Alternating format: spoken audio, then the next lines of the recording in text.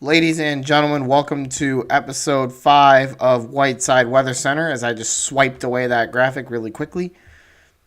Episode 5, we're going to be talking about the potential for severe weather next week, as well as a few other things, and a little bit of a surprise at halftime.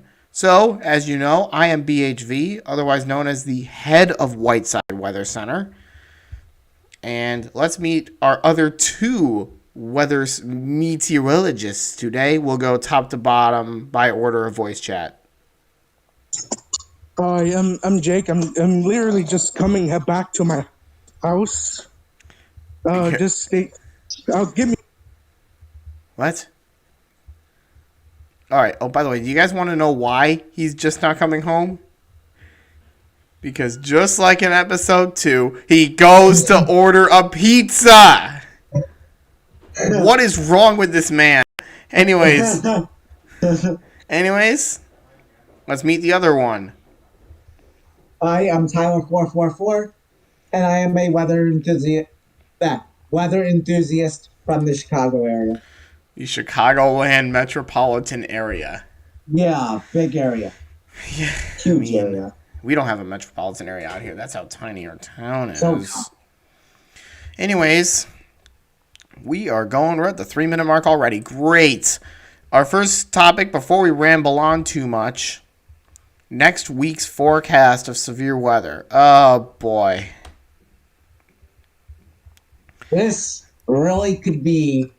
There's a lot of uncertainty with this, but this severe weather episode could be the potential. It could really, really have the potential. And I'm not saying there's going to be a massive outbreak just yet, but I am saying it's got a potential to be a possible outbreak across the Great Plains and across the Midwest United States. That's how I put it as, and yeah. I'm not really anticipating much at this time because we're still just under a week out, but I've been looking at forecasts, and I think we might be seeing more than one round of weather. One overnight Tuesday, and then again in the afternoon to evening hours on Wednesday. So this could be a multi-day severe weather event across the Midwest and Big 12 country. So that could be interesting. Yeah, this could be really an interesting severe weather event. Models have been trending kind of upward with this event, but again, I have a lot of uncertainty right now. Again, this is like 7 or 8 days out, but this has the potential, especially across the Great Plains, especially across from Dallas all the way up to, let's say, Omaha, Nebraska. Maybe even Des Moines. That could be the bullseye target. We could get some severe weather in the Chicago area, but that could be the target out west, the main target where we could expect to see some possibly significant severe weather. My main area of focus right now stretches all the way from northeast Texas through Oklahoma, Arkansas, Kansas, Missouri, southeast Nebraska into southwest Iowa. So my main area of focus will be there, but that is nowhere close to our forecast zone. So my main area of focus is going to be eastern Iowa for this event on April 13th, but we could see something on April 12th. The storm energy will be high, the instability will be high because temperatures are going to be going up. Because if you look at the high temperature for Saturday, it says a high of 51. Well, today the high temperature was 39. Tomorrow, the high temperature is 51. And oh, God, Wednesday is showing thunderstorms all day. That ain't good at all. SAT day. That is SAT day. I forgot to mention, that is SAT day in the state of Illinois. Oh, so God. From 8 to 12, from about probably 7:30 to 1 p.m., I'm not going to have access to any weather thing at all. So it's going to be like 6 hours not being able to look at any of the models, I have to focus on testing. That makes me anxious. Anyways, so if you think about it, the high for today was 39. The high for tomorrow is 51. The high for Sunday, 62. Monday and Tuesday, 60. Wednesday, 70. Because of that, because of the long time frame of 40-degree high temperatures, with it going up like this, that brings an instant red flag to the table, as well as some instability, and the energy is going to be high for, I believe, a multi-day severe weather outbreak between April 12th and 13th. Jake, do you have any thoughts on this? He's driving right now. He probably can't say anything, because his mic is still on mute. Yeah. Oh. Oh. Hello? Jake? Are you eating the pizza? Jake? I literally cannot talk right now. I guess it's because he's driving. So he'll be out of this for now. Maybe we'll ask for his thoughts when he's available. But I think with how the models have been trending, eastern Iowa into northwest Illinois is going to be my main area of focus. So pretty much the western half of our forecast zone. Even a little bit into southwest Wisconsin, but pretty much the entire western half of our forecast zone is the area to watch. Yeah, pretty much the same. There have been some people that have been saying like areas from Dallas up to Kansas City up to Omaha are going to be put under a high risk, which I don't think that's going to happen just yet. It's way too far out. Yeah, I don't either. If that happens, or maybe even the level 6, which from the SPC, which I'll reveal that in a second, that would be absolutely historic, but I don't think that is going to happen. I think the highest risk is going to be high risk if it happens. Okay, Tyler, real quick, I need to rip on you for a moment. Okay, hold on. The extreme risk is not a thing, and it will never be a thing. Out of here. Yes, the best I'm thinking of is just a big enhanced risk for parts of the Midwest and the Great Plains. For pretty much all of Big 12 country. Yeah, at least an enhanced risk. Yeah, that's my thing. So this is from a couple days ago. Me and Mason were talking in the forecasting channel. The models appear to have some scattered thunderstorms across Illinois. And then on April 6th, he said it seems like the 13th would be overnight. Then I said April 12th would be the day of concern the next day. But then Tyler over here said high risk potential in the plains was pushing it. Pushing it!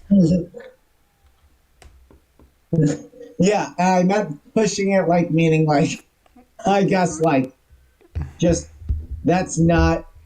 I'm just saying that it was kind of like too far. That's like really pushing it. If you wanted to make that scenario, I would just probably say it's like at least a slight risk, and the highest would be a high risk. I'm saying the highest will be like all out 5 days in advance for a high risk is. That is bold. Too sure. My prediction is that at absolute highest, it's a moderate, because it seems like the high risk is an ultra rare thing and is really reserved to the southeast, although it can happen up here. I'm just saying it's really early, but I'm saying moderate at highest, but I think more realistically, it'll probably be a giant enhanced for all of Big 12 country. We were saying that same day, I said I was anticipating a high-end slight. Then Tyler said he was anticipating an enhanced. We move on to April 8th. That's when I said, well, that's today. I said we could see 2 days of severe weather, and both the days 5 and 6 look incredibly similar. Like, hold on a minute. If I can go ahead and pull up the days 5 and 6, it'll be a minute, but I have it pulled up right now. So for day 5, this goes all the way from Osceola, Iowa, all the way down to about Austin, Texas. That's the 15%. And then for the day 6, the 15% goes as far west as Tulsa, Oklahoma, and Topeka, Kansas, and Omaha, Nebraska. As far north as Des Moines, Iowa. as far south as Lake Charles, Louisiana, and as far east as Jackson, Tennessee, and Paducah, Kentucky. Okay, well, we're going to pull up all the days. It's going to be a second here as we continue to discuss this. We're probably going to be on this subject for a while. Yeah. So I have all the days pulled up anyway, so. Yeah, that's just how you are. It's just how you are. You My have everything pulled up right now. My computer is faster. Mine is not, in stark contrast. The most concerning SPC outlook is the day 6 one. That's the most concerning to me. Because that is so large. I agree with you. I'm currently trying to figure out how to get the outlooks on here. It's going to be a minute. You want me to read the statement from the SPC for the day 6? Once I get the risks up, then sure. But at the moment, no. Okay. So right now I'm trying to work on getting it up on the screen.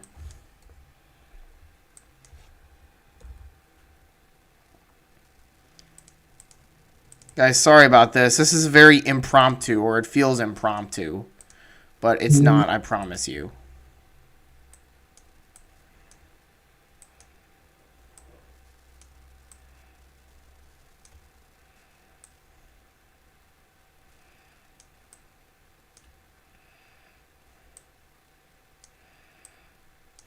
So anyways. Oh.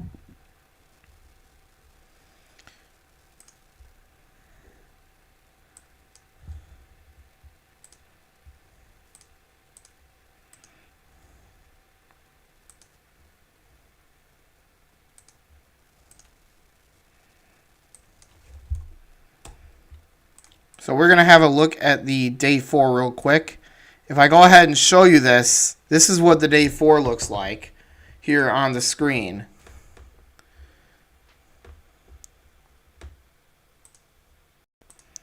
The day 4 on the screen shows a 15% spanning from southeast Missouri through Kansas, Oklahoma, into Texas. That's what that shows. That's what we're looking at right now in terms of the day 4. If we look at the day 5 now, this is now what I'm looking at.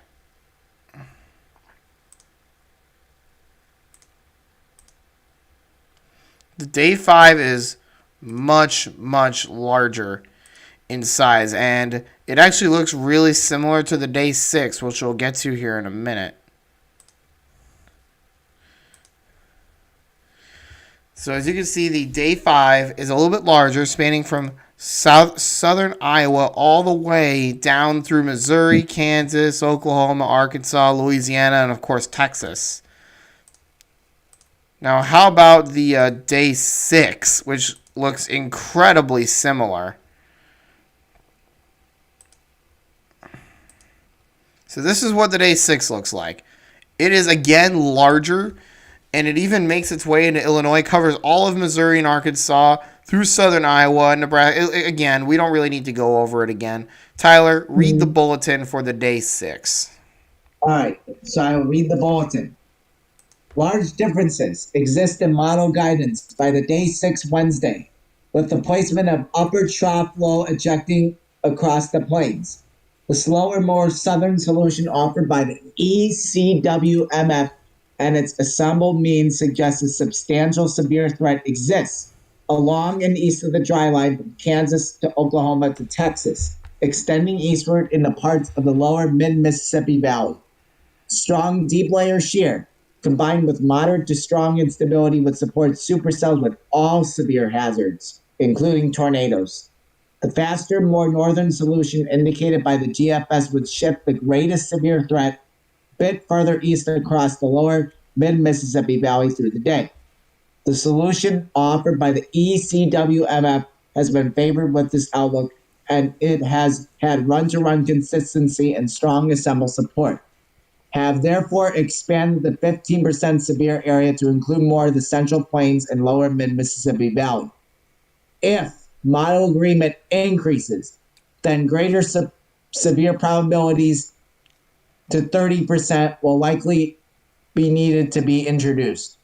An organized severe threat, including the potential for tornadoes, may continue Wednesday evening and night across lower Mississippi Valley and Mid-South regions as the southerly low-level jet strengthens, enhancing low-level shear in the presence of sufficient boundary layer instability to support surface-based thunderstorms. So this outlook for day 6, you absolutely need to pay attention because this can upgrade and this can expand east.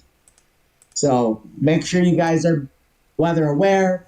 Make sure you guys are paying attention because this could be a big one, a really big severe weather outbreak. I agree. Well, I don't know if it'll be an outbreak right now, but it sure can be a high-end emergency. Jake? I'm back finally, but I'm still going to be on the phone. But, We've pretty much been talking about the severe weather threat for like almost 20 minutes. yeah, I know. I was still in the call. So, Jake, what do you think about this? We're primarily eyeing that day 6. I'm still waiting until we get confirmation, or at least a day 3 I am too. outlook. I like to give a little bit of speculation, but I kind of like to hang around and wait a little bit to say, okay, there will be severe weather until like the day 2 comes out. I like to wait a minute. You want to know someone else who likes to do the same? Wait, what's that? Totally respect it. Okay. I don't think there's really much else we can say other than that because who knows? I don't know if this will be a wind threat or a tornado threat. I think it's going to be most particularly wind down. That's what makes me nervous. That really makes me nervous. If this is a wind threat, if the wind threat is higher than the tornado. You think there might be a derecho though? No, I'm not talking derecho. I'm just saying if there's like a 30% wind and like a 10% tornado, people are going to focus on the tornado. And people, if there's a tornado threat, if there's a tornado watch, people tend to undersell the wind or hail threats. They're just as deadly. I've seen high winds do quite a lot of damage. August 10, 2020. Exactly. Well, National Weather Service offices can use the 100 miles an hour wind tags. And the 4.50 grapefruit-sized hail tags. The grapefruit-sized hail. Is that even a thing? That is a thing. That's 4.5 inches of hail. You don't have any proof. I understand. I'm just saying. Severe thunderstorm. National Weather Service offices at any point can use that. I'm not saying it's going to happen in this event. Don't be scared. I'm just saying. If it absolutely gets to that point where the National Weather Service feels like that it's necessary, they can do that. Not saying it will happen, but they can do that. They can do that, but that doesn't mean they will do that. Right. I need to move my desk. Imagine needing to move your desk in the middle of a show. I apologize, viewers, but if this thing falls off, it can't blame me. I will blame you. Out of here. How many viewers do I even have? One. Of course, one. One viewer. Okay, how about we just move on because we spent like a million years talking about one thing. We're already almost 21 minutes in. So, we're going to move on to our second segment. People tend to confuse watches and warnings. So, I have to commonly remind people the difference between a watch and a warning. This will probably be a short segment. They're freaking stupid. I know. I could even call out my dad for it. So what is a watch? Can I explain what a watch is? A watch. Go ahead, Tyler. What is a watch? A watch is not a warning. Not even close. Well, kind of, but... A watch means that conditions can occur for severe storms. Not will occur. Can occur for severe. Maybe once in a while maybe will, because maybe if there was a long-lived derecho or something that absolutely is going to 95% hit your air, but most of the time conditions will be favorable.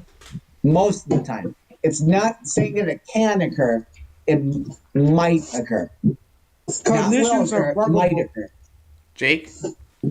Watches are just probable conditions for severe thunderstorm just to pop up. What I see a watch as is like a general area of concern. Because sometimes you'll have storms forming, and then within that, slight or enhanced risk, they'll issue a severe thunderstorm watch stating, okay, this is our area of concern right now over the next 6 hours. This is our area of concern. And they can issue another one. Like, this is our area of concern for another 6 hours. They can do the same thing with a tornado watch. Now, I saw this one time from like this police agency. A taco watch and a taco warning. A taco watch says there could be tacos soon, and then the warning says there will be tacos. Same goes for weather. What about taco emergency? There's too many freaking tacos. You could put that in the weather radio. You could put that into the realm of Taco Bell. That's where the taco emergency is issued. Is if you're eating Taco Bell, it's trash. Anyways, before we get too much on the subject of tacos.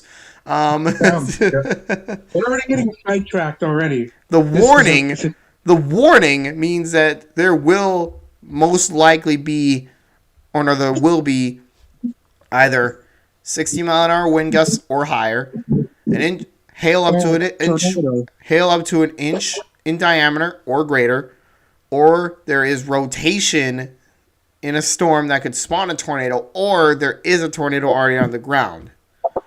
Or it could just even be a shower. So, like, just saying, like, the National Weather Service Chicago, they issue severe thunderstorm warnings for showers, and I saw it.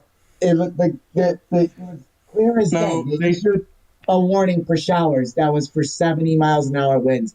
All because there was one wind gust. Let Jake talk, Tyler. Okay. Well, how rude. I'm sorry. Okay. I don't even know who's supposed to be talking right now. Yeah, I thought I was talking. Sorry. I thought Jake was talking, or I thought all of us were intervening. All right, I'll talk. First things.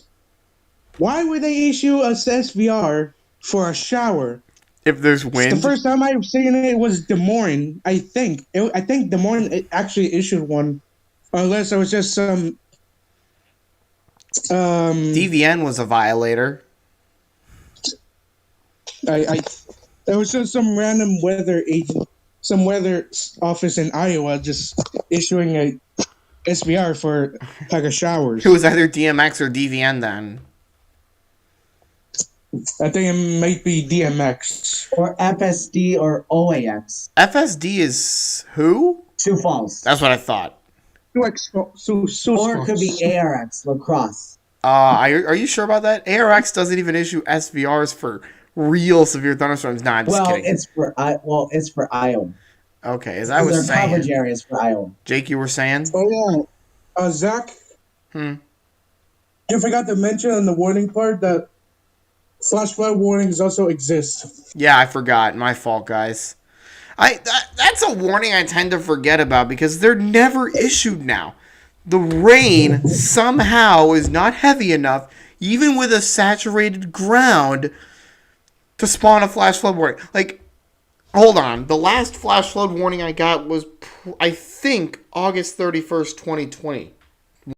I think after the moderate event, which was on March, I don't know how many years ago, probably like 2 years ago, they might have issued like a, I don't know, flash flood warning, like for the Chicago area. I think I remember that from March 23rd or 4th. I don't really remember. I mean, you don't have to remember the exact date, but okay. But yeah, anyways, a warning. But yeah, next subject. Wait, we're not done yet. So essentially, if I see or hear one more person confuse a watch for a warning, I'm going to slap him across the face like Will Smith. I'm going to become Will Smith, and that person is going to be Chris Rock. Okay, we don't talk about that here. Anyways, ladies and gentlemen, well, any more words we have to say on the watch versus warning? Understand the difference. Yeah. Okay. Welcome, ladies and gentlemen. Okay. This is where I get rid of Jake and Tyler for 1 minute. 1 minute. We are going to quickly talk about the well. First of all, this is so unnecessary. Bruh. Welcome to halftime here in Whiteside Weather Center. Recently, with addition to the Discord server, I added Instagram and Twitter accounts to our resume. The links will be in the description. On the Instagram accounts, we only put out the weather conditions and forecast as well as warnings. However, on the Twitter account, we post much more there, such as times and formats for our show and much more. So I think if you guys want some more information on Whiteside Weather Center, you should follow the Instagram and Twitter accounts as well as join the Discord server where you can talk to more weather friends and enthusiasts, really just for the fun of it. Anyways, we finished halftime a little bit early. All those links will be in the description. Now let's get back to the show. Halftime is over. Now let's get back to football. Football? Apparently. Okay. Segment number 3, also known as quarter number 3. Does the EF scale accurately depict tornado warnings? Now, I credit Sam29, Northeast Illinois EAS, and more for this, because he pitched this idea last week. So, quote from April 1st. I quote from Sam29. I saw someone question the EF tornado scale and say that the EF scale doesn't do the best job at accurately depicting tornado strength. He said it was someone on Twitter. Now, here's the problem. The EF scale does not rate tornadoes based on their wind speed, their length. They just base on their damage, basically. Exactly, which is why El Reno's EF5 strength tornado was rated an EF3, because it stayed mainly in cornfields and rural areas. There we go, Zach. Apparently, I can't even say rural areas now. Good Lord, I can't talk. Good Lord, I'm terrible. No, so give me a second. I'm out there in a second, so expect beautiful audio. I know we're getting excited. What? I might have to toss you for eating on the stream now. I'm kidding. Anyways, the EF scale usually does, I think it does pretty well. Like Winterset, Mayfield, Fairdale, they were all EF4 tornadoes. Like if you look at those 3 tornadoes more specifically, Fairdale in 2013, Mayfield 2021, Winterset 2022, those were all pretty similar tornadoes. I really thought that the Mayfield tornado was going to be F5. I thought so. Oh, okay. Tyler, hold on. F5, it's EF5, buddy. EF5, okay. Yeah, the F5 scale was dropped in like 2009. Now, we should also talk about F scale versus EF scale. Which one, like, how do they rate tornadoes? I wonder if the F scale was based on pure strength or if it was damage.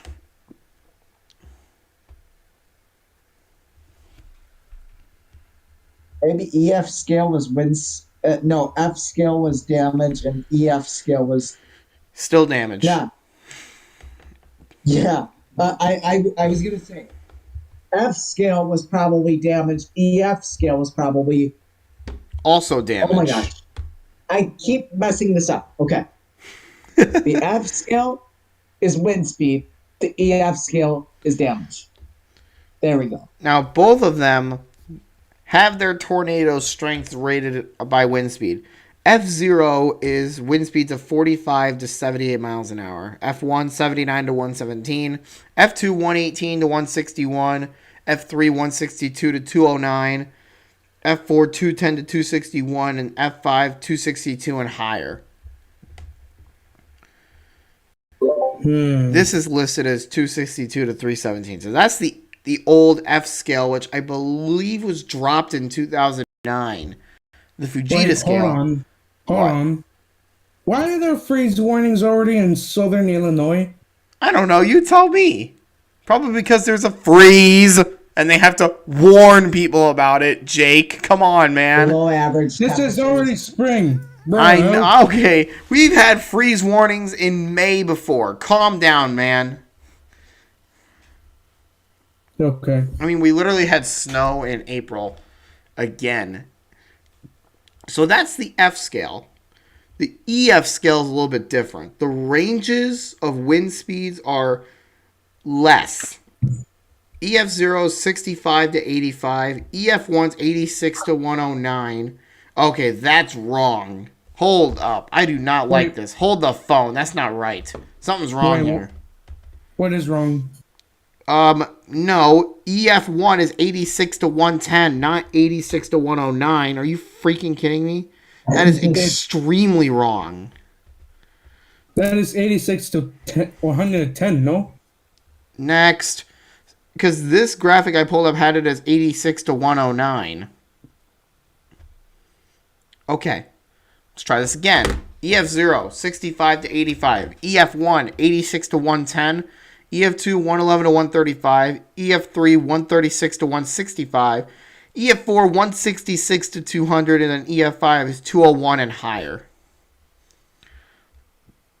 Now, a tornado like the one in El Reno could be rated an EF5 based on strength. However, or it could be an EF5 level tornado. However, like I said at the start of this segment, the damage may not be great enough for it to be an EF5, and that's why they downgraded it to EF3.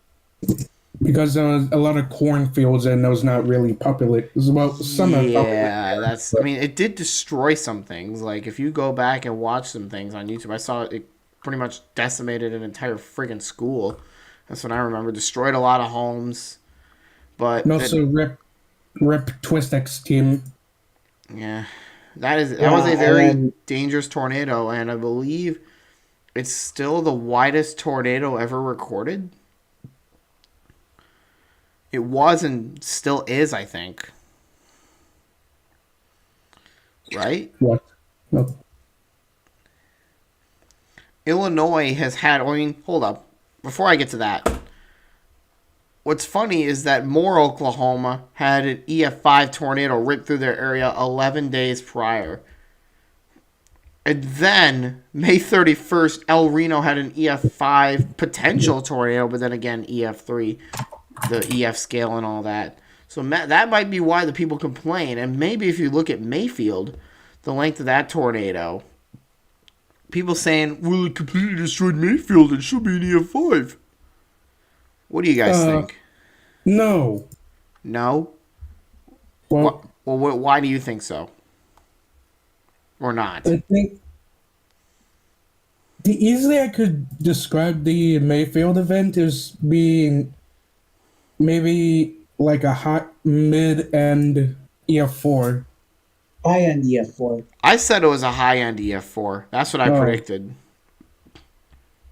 But a lot of people on Weather Twitter were saying that it should have been an EF5. Yeah, Why am I not agree with surprised? I mean, why? I mean, people tend to over-exaggerate things all the time. So, what do you guys think? Does the EF scale accurately depict tornado strength? Because there are a lot of times where I feel like it was accurate, but then wasn't.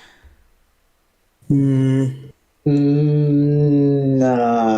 No? Unless they can,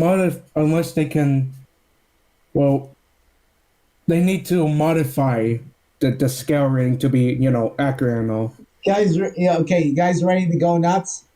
What if they bring back Don't even try it.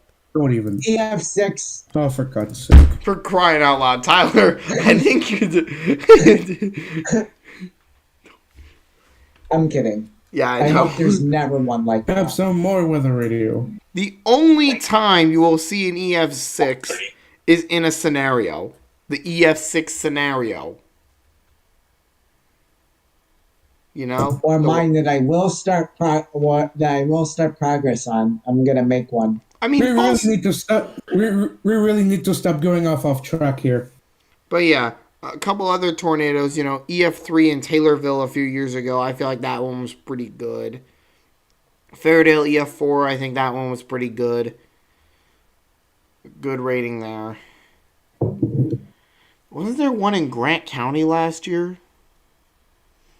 That's part This of our might be in my forecast Ritz zone. card. I believe that was an EF2 or 3. I forget. Oh, can't forget Woodridge. Oh yeah, the EF3. Oh my god. He's trying to confuse two different tornadoes. Plainfield was the F5. That was in 1990. Wait, Yeah, that was a. So what do you think that one should have been? the playing field. No, Woodridge. Oh, Woodridge. I still consider it as an EF3. You'd still. I feel like I'd agree with that. But yeah, that was a deadly tornado. Usually you don't see tornadoes rip through suburbs and cities like that. It's pretty rare, but it happened on June 20th, 2021. Surprisingly, Chicago almost dodged a bullet. They were pretty close. And that Winterset tornado that hit that EF4 missed Des Moines by a few miles. It was pretty close. Yeah, I was getting really concerned. I was too. Des Moines could have been gone. Did you just say Des Moines? Des Out of here. Anyway, Moines. okay, this next segment should also be short. We talked about this in episode 1. This is something that I tend to do when I feel like there's going to be a severe weather threat.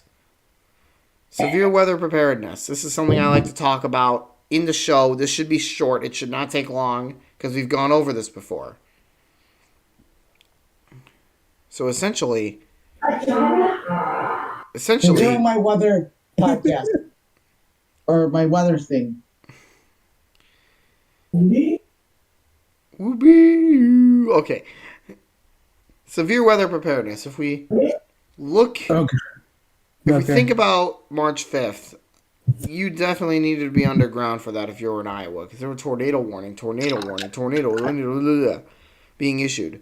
That's the first thing I can say for severe weather preparedness. I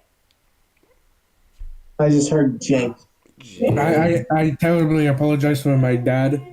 He likes talking to his friends.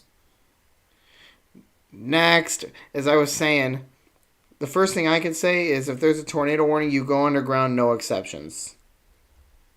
I don't care whether there's a tornado on the ground or if it's radar indicated, you go underground because you never know how long a tornado might be on the ground.